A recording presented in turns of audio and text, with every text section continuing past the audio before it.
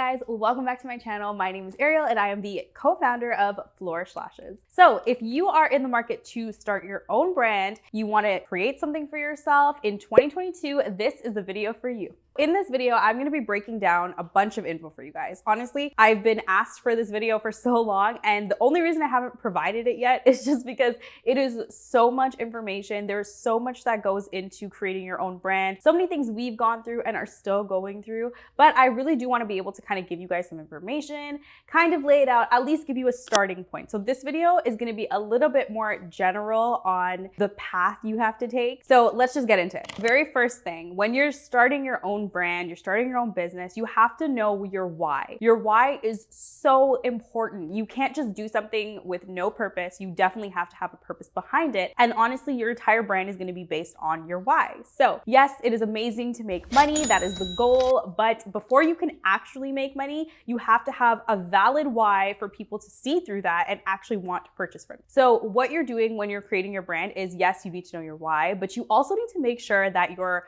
product or your service is either filling a gap in the industry or actually helping solve a problem. People purchase things because they want to make their life easier. They purchase things to create a solution, or there's a solution out there and you want to buy it because it's going to make your life easier. And that's really and truly the key to creating a successful business, is making sure that you are either solving a problem for people or filling a gap in your industry. For instance, I'm going to keep drawing it back to Flourish because obviously that is our brand and that's my best experience I can give you. So an example would be our lash glue. So our lash glue was created with specific characteristics because it filled a gap in the industry. Okay, so for instance, my personal problem with adhesive was that I literally could not lash after a specific point in time in my lashing career, just because I was getting so many allergy-like symptoms and it was affecting my eyes. It was making me feel uncomfortable when I was lashing. And it was due to the fact that the adhesive that I was using had formaldehyde in it. And I honestly didn't know. It was a learning experience for me. I had no idea that formaldehyde did that. So because of that, and I found that was an issue for myself, I created an adhesive that had no formaldehyde and no latex in it. So that was filling a gap in the industry. And to be quite honest, our adhesive is one of our best-selling items. So just to give you guys a little perspective, that is like the right kind of track that I'm talking about. Another instance is completely non-lash related. If you guys have ever heard of Sarah Blakely created Spanx. So Spanx was something completely different. It wasn't necessarily filling a gap in the market. It was actually solving a problem. So women obviously didn't have shapewear. There was nothing on the market at the time that could actually help a woman feel better when she wore a specific type of clothing. And she came out with Spanx, and Spanx is now a worldwide name. And it's actually something that everybody knows. You don't even have to say who made it or what it does. You just know what Spanx are. And it's because it literally solved a problem. So that's another example. So your next point is, what is your brand going to consist of? So is your brand going to have one specific product that is going to be, what you're known for? Is that what you're trying to accomplish? Just, one product, putting it out there? Or are you trying to create an actual line for yourself? So is there going to be multiple items in your line? Is there going to be multiple variations? So these are the things you have to start thinking about in the early phases so you know how to work around them. Okay, so when we're talking about creating a lash brand, we're talking about obviously lashing products. So I'm going to give you guys my recommendation when it comes to actually starting a brand for yourself, and I will tell you why I give you this recommendation. I honestly recommend you start with tweezers, especially if you're trying to go on, the more conservative side. You're not trying to dive in and create this world-renowned brand. You're really just trying to get yourself started, get your foot in the door. The reason why I say tweezers is because it's a very easy product to start with, in the sense that you don't have a ton of variation. The MOQ is really small, and MOQ is the minimum order quantity. So that is what the amount is that you're gonna have to order from your supplier. So that's why I think that it's a better option. So because it has less variations, it has a lower MOQ, the initial start of the cost will be a lot lower for you. So it's a little bit more feasible, especially if you're on a tight budget. So then the reason why I recommend that is because when we started our lash brand, we actually started with lashes. I was so into wanting lashes that I was like, no, we're diving into lashes. Luckily, it turned out great, but in the moment, it was definitely a little bit more tricky than we anticipated, because if you are a lash artist out there and you use lash products, you know that there are a million variations to lashes. It's not like you can purchase one line and call it a day. You have to have different curls, you have to have different lengths, you have to have different thicknesses, and different types of lashes, classics, volumes. There's so many different variations. So where we thought that we were starting like on a conservative side, it ended up being the biggest purchase we had to make. It's a little heavy for a first purchase, especially when you're not sure how things are going, you're not sure what you want to do with it. It's just a big investment. So I definitely do suggest you start with a smaller product such as tweezers. And if you're not into the tweezers or you don't want to do tweezers right away, accessories. Accessories are so great to start off with because they're smaller quantityed products.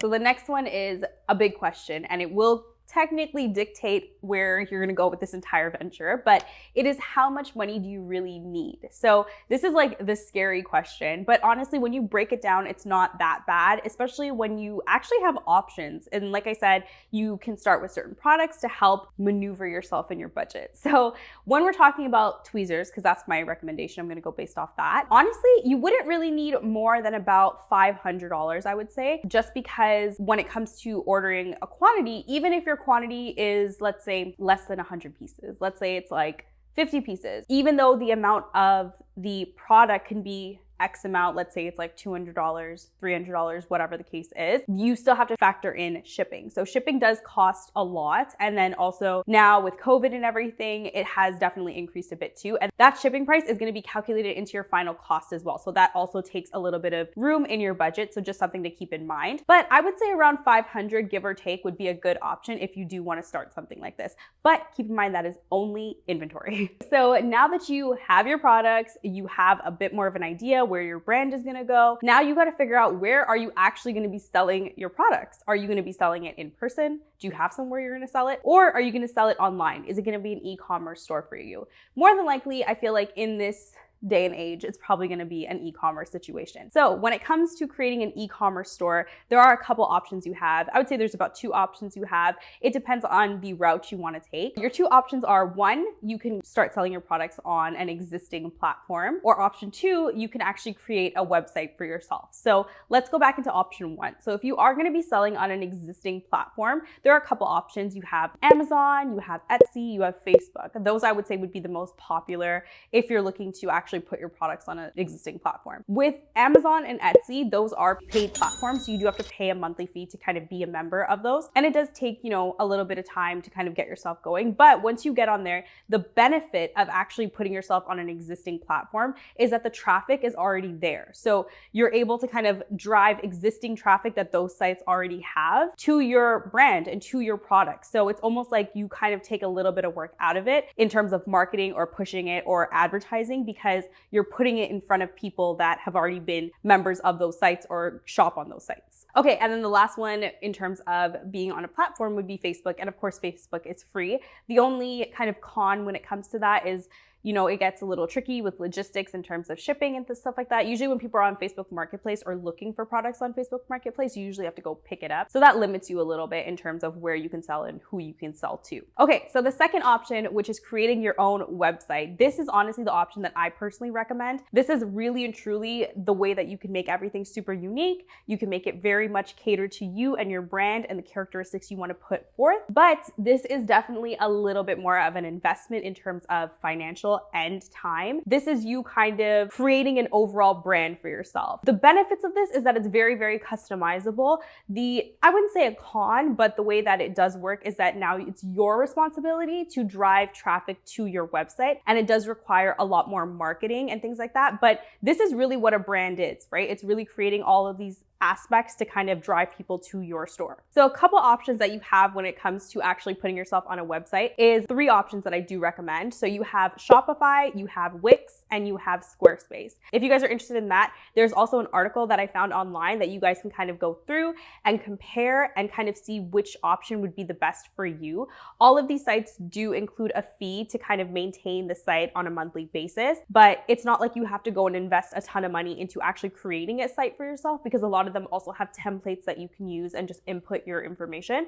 But if you want more information on that, go and check out the article. It's also in the link in the description. Okay, so now that we kind of know where we're gonna be selling our products, let's jump back to the actual products itself. So this is like the ultimate question that I get DMs about, I get messages about all the time, is where do I actually get products? So this is probably the trickiest part, and honestly, this is the most time-consuming part. This is the longest process, personally, I think, out of the entire process. And it's like the trial and error phase. So this is literally where you're going to be doing like your research and development. This is where you're going to be sourcing your items, where you're testing your products. And also something to keep in mind when it comes to creating a lash brand in particular is that we can only test our products on clients or models or anything like that, where we actually have to apply the lashes or apply the products onto our clients. So when it comes to like glue or lashes, it does take time where we have to see how the retention works. So it takes a little bit longer. So let's say you're trying out a glue, you still need to wait the 2 weeks to see how those lashes held up. So you have to factor in that time period and then how many people you're going to do. So it is a bit of a longer process,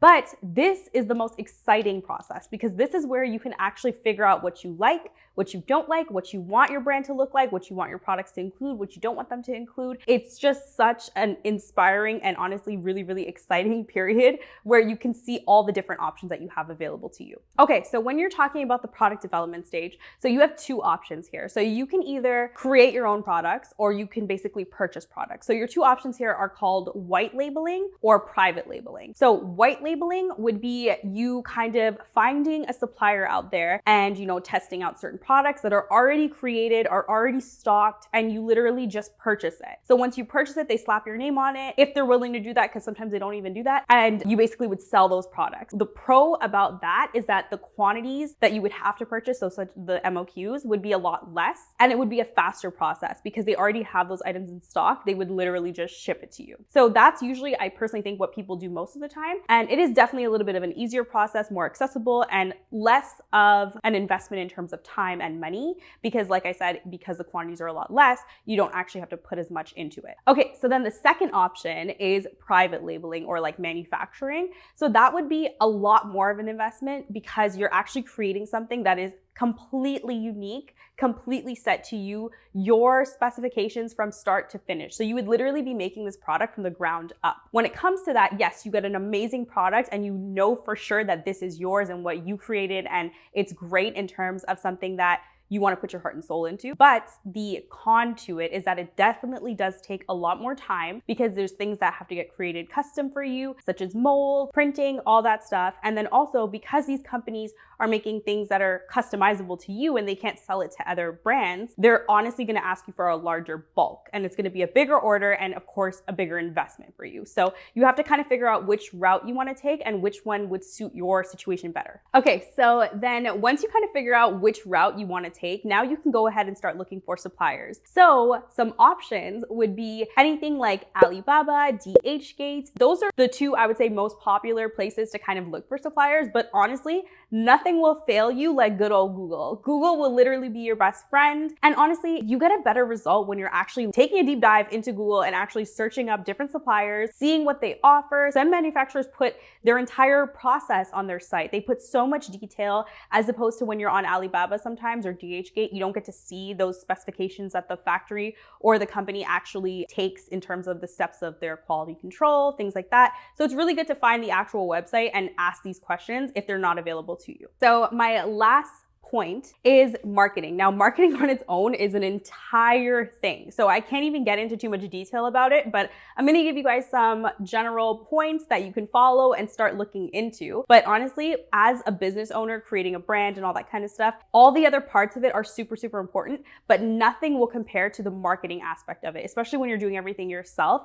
This is literally the core to the success of your brand. This is how you're going to get your brand in front of people. And you can have the most amazing product in the world and nobody will buy it, nobody will know unless the marketing is good. So the first thing you want to talk about is your social presence. This means creating social media accounts that are strong, solid. They have value to them. They have good content, quality content, and you're putting yourself out there, not just, half-assing it, but you're actually putting yourself out there properly where you're engaging with people. You're actually making a change in terms of your industry. The second one is brand awareness. So brand awareness is a little bit different than social presence because your brand awareness is how you're putting yourself in front of customers. So this is more like ads, more like promotions, things like that. So you got to know where you want to start with brand awareness and how much you want to invest in your brand awareness, because this could be very cost effective, but then it could also be very, very expensive. So this is a personal decision. Okay, so the next thing is your message. So your message is so important when it comes to creating a solid marketing strategy for yourself, your message is literally what you need to get across in every piece of content that you post. Not even just that, your packaging, your captions, like everything you do should reflect the message that you want to put out for your brand. Okay, so before I wrap up this video, I do want to let you guys know that I do have a virtual masterclass coming up very, very soon. So if you guys are interested in that and you found this video helpful, there's so much more packed into the refresher masterclass that I will be hosting on February 3rd. Go ahead and email us at info@flourishllashes.com and we will give you all the details for that. Okay guys, that is it for this video. I hope that you loved it. I hope that it was helpful. If you guys have specific questions that you want to ask, leave them in the comments below and I will do a specific video on things that are broken down. So I promise I'll do more videos like this, but this was more generalized and I can do more broken down videos on each topic if you guys want, but let me know in the comments below. If you guys like this video, don't forget to like, comment, share, and subscribe, and I'll be back with something new next time. Bye.